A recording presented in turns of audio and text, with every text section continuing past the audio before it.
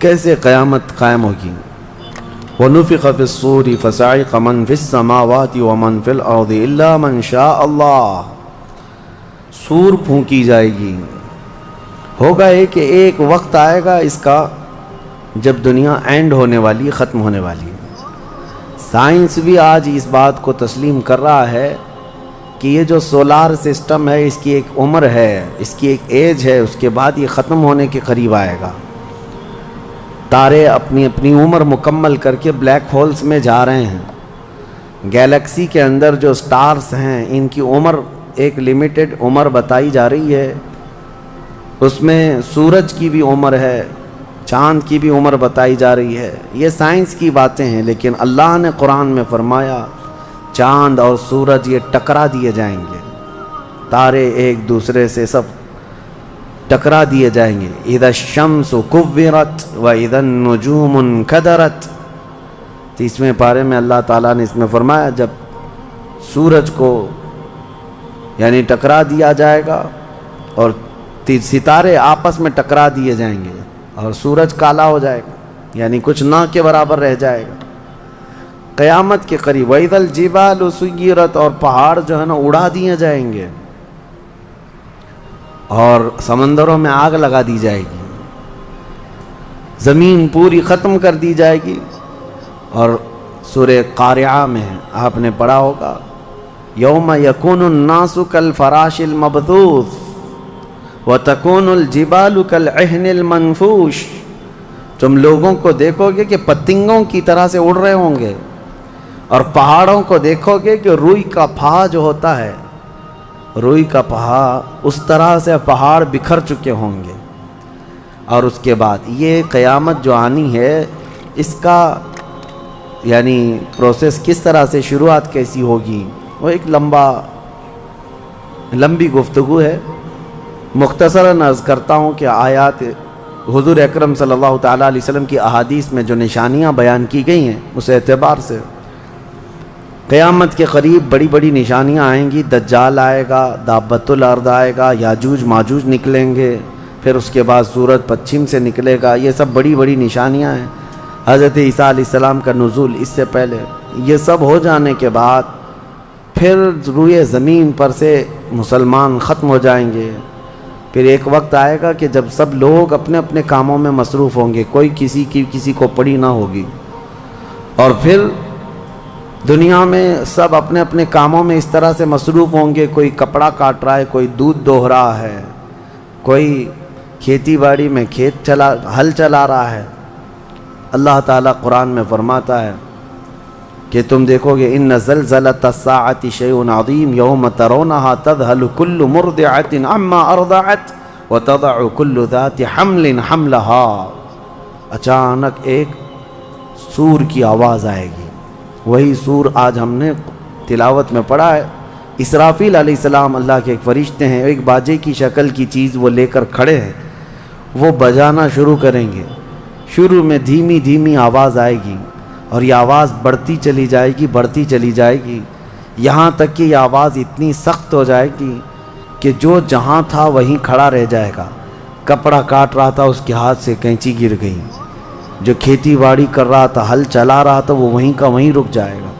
دودھ دوہنے والا اس کا ہاتھ ویسے ہی رہ جائے گا، یہاں تک کہ حاملہ عورتوں کے پیٹ سے بچہ نکل کر گر جائے گا، جو عورتیں حمل سے ہوں گی۔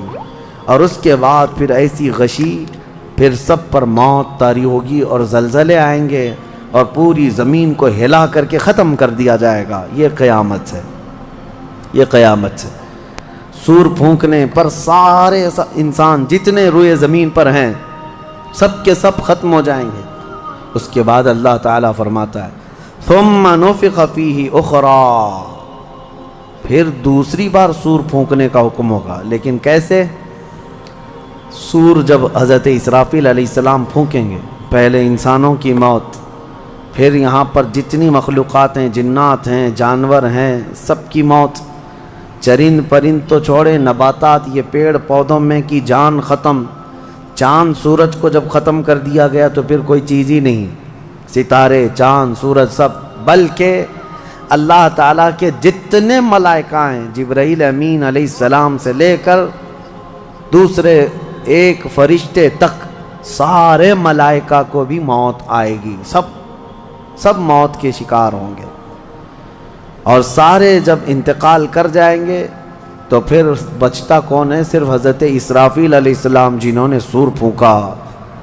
اب ان کو سور پھونکنے کا حکم جو تھا وہ کہا جائے گا روک دو اب۔ پھر اللہ تعالی حضرت اسرافیل علیہ السلام کو بھی موت طاری کرے گا، اور روح نکالنے والا فرشتہ کون ہے؟ ملک الموت عزرائیل علیہ السلام۔ اب تک یہ سب کی روح نکال چکے ہوں گے، اور پھر اللہ تعالیٰ عزرائیل علیہ السلام کی بھی روح نکال دے گا۔ عزرائیل جو سب کی روح نکالتے ہیں، ان کو بھی موت ہے، ان کو بھی موت ہے۔ اور پھر ہم نے پڑھا کل شیء ہالک الا وجہہ، ہر شے فنا ہو جائے گی سوائے رب العالمین کے۔ کل من علیہا فان ویبقى وجہ ربک ذو الجلال والاکرام، جو کچھ بھی ہے سب فنا ہو جائے گا، تمہارے رب کی ذات صرف باقی رہے گی، کوئی نہیں باقی رہے گا۔ پھر جب مولا کی مرضی ہوگی، رب تبارک و تعالیٰ دوبارہ اسرافیل علیہ السلام کو اٹھائے گا۔ اسرافیل علیہ السلام دوبارہ اٹھیں گے، اور پھر ان سے کہا جائے گا دوبارہ سور پھونکو، پھر سے پھونکو۔ اب جب دوبارہ حضرت اسرافیل علیہ السلام سور پھونکیں گے تو یہ زندگی کا سور ہے۔ پہلے والا یہ نفخہ اولا اس کو کہتے ہیں، وہ موت کا تھا، اور نفخہ ثانیہ حیات کا ہے، زندگی کا ہے۔ اب رب تعالیٰ نے جو وعدہ فرمایا تھا کہ ہم تمہیں موت کے بعد دوبارہ اٹھائیں گے، یہ وعدہ اس وقت پورا ہوگا۔ اب دوسرے مرتبہ جب سور پھونکنا شروع کرتے ہیں اسرافیل علیہ السلام، کتنے انسان آئے گئے، آدم علیہ السلام سے لے کر قیامت تک، سب وہ زمینوں میں جہاں کہیں ہوں گے، کسی کو جلا کر ختم کر دیا گیا ہو، کسی کو جانور کھا گیا ہو، کسی کو پانی میں ختم کر دیا ہو، کسی بھی طرح سے، لیکن مولا تعالیٰ سب کو اٹھانے والا ہے۔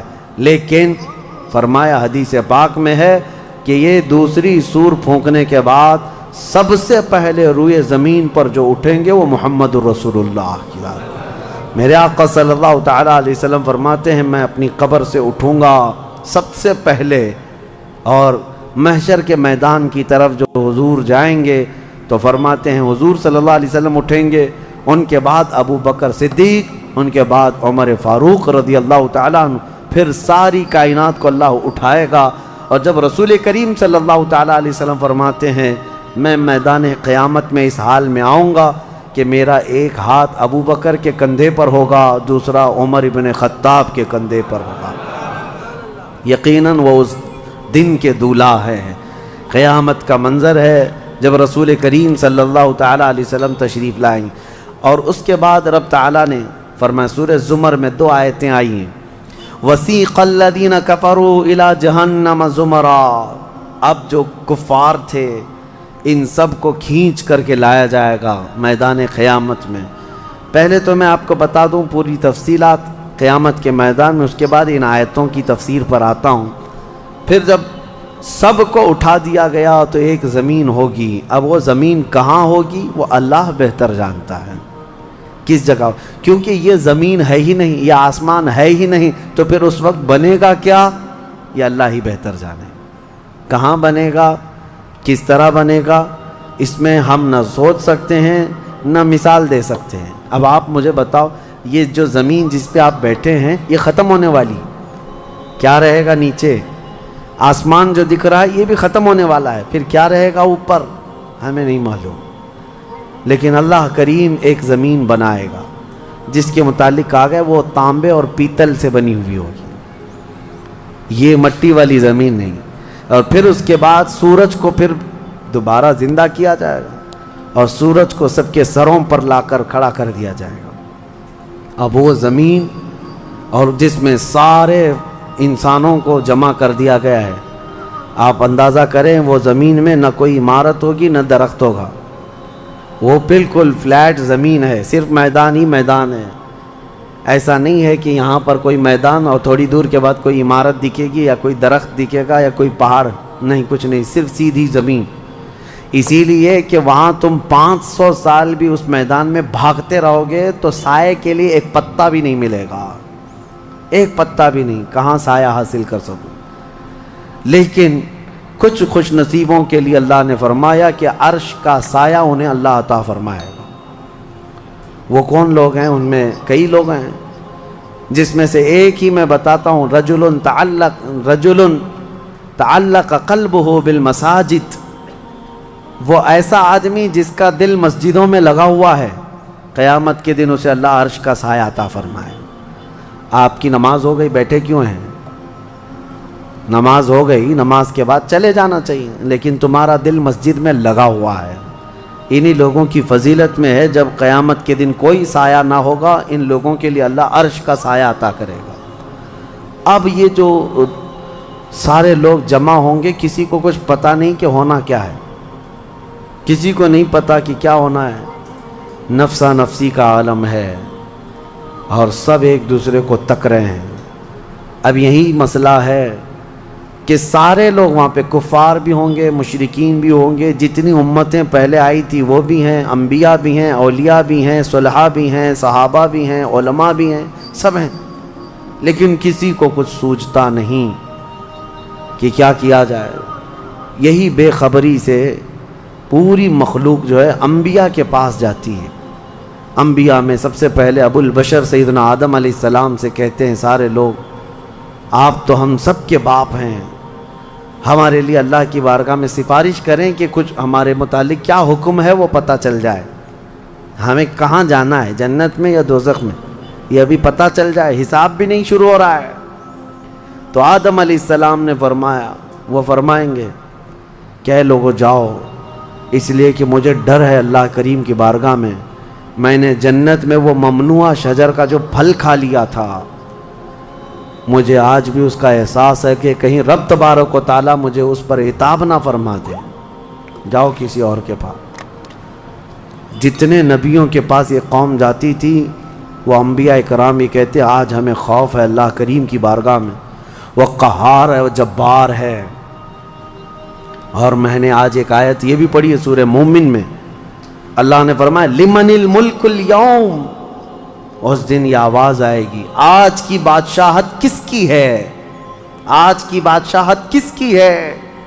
پھر اللہ خود فرمائے گا للہ الواحد القہار، ایک قہر کرنے والے خدا کی آج بادشاہت ہے۔ اس دن صرف اس کی سلطنت ہوگی، صرف اس کی حکومت ہے۔ انبیاء، ملائکہ سب ڈرے ہوئے ہیں، پتہ نہیں برسوں یہ قوم گھومتی رہے گی مخلوق۔ عیسیٰ علیہ السلام فرمائیں گے کہ اے لوگو جاؤ محمد الرسول اللہ کے پاس، آج وہ تمہاری سنیں گے اور اللہ ان کی سنے گا۔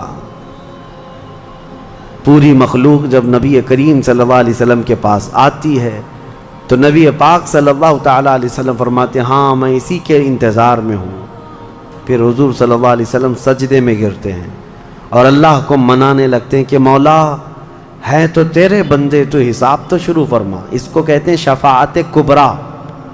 یہ کیا ہے؟ شفاعت کبریٰ، بڑی شفاعت، یہ سب کے لیے، کافروں کے لیے، مشرکوں کے لیے، سب کے لیے۔ یعنی حضور کی پہلی شفاعت کس کام کی تھی؟ کہ اللہ حساب تو شروع کرے، یہ شفاعت کبریٰ ہے، حساب شروع کرے مولا تعالیٰ ساری انسانیت کے لیے۔ حضور جب سجدے میں گرتے ہیں اللہ کریم فرماتا ہے ارفع رأسک یا محمد۔ حضور نے یہ فرمایا ہے کہ اس دن میں سجدے میں ایسی ثنا اور ایسی حمد بیان کروں گا اللہ کی جو آج تک کسی نے نہیں بیان کی ہوگی، اور اسی دن مجھے اللہ وہ تلقین بھی فرمائے گا۔